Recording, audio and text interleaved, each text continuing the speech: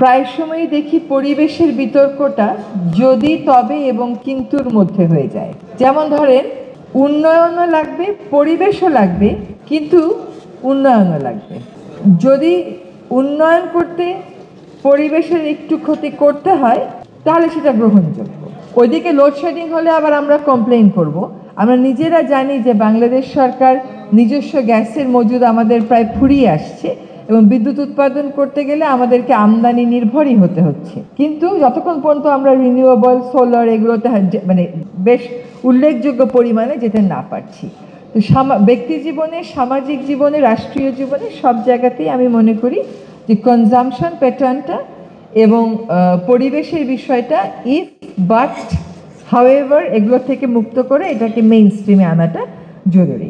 কিন্তু ধরেন একটা শিল্প প্রতিষ্ঠান প্রচণ্ড দূষণ করছে, সেখানে 1000 শ্রমিক কাজ করছে, ওই শিল্প প্রতিষ্ঠানকে বারবার নোটিশ দেওয়া হচ্ছে, তাদের বিরুদ্ধে মামলা মোকদ্দমা করা হচ্ছে, আদালতের নির্দেশ আছে।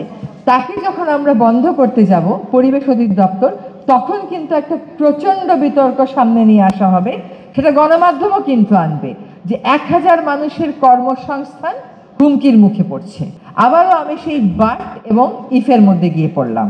খুব সাধারণ একটা উদাহরণ দিই। আমাদের বড় বড় কিছু শিল্প প্রতিষ্ঠান আছে, আমরা জানি যে এরা আমাদের নদীগুলো দূষণ করছে। বহুবার বলার পরেও, স্থানান্তরের পরেও সরকারের পক্ষ থেকে জায়গা দিয়ে, সরকারের পক্ষ থেকে আমরা আমাদের সময়ের আগে পরিবেশ নিয়ন্ত্রণের ব্যবস্থা করে দিয়েও কিন্তু তাদেরকে দিয়ে ইটিপি চালু করে বিষয়টাকে অ্যাড্রেস করা যাচ্ছে না।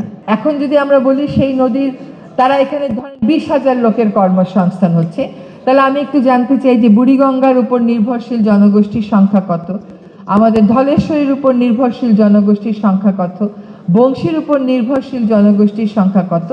আমরা এখন ঢাকা শহরের মানুষের পানি খাওয়ানোর জন্য যাচ্ছি হচ্ছে মেঘনা নদীতে। এখন আবার মেঘনা নদীকে দূষণমুক্ত রাখতে আলাদা করে টাস্কফোর্স করতে হচ্ছে, কারণ ওখানে ইকোনমিক জোন হয়েছে, ওখানে বালু উত্তোলন ক্রমাগত চলছে।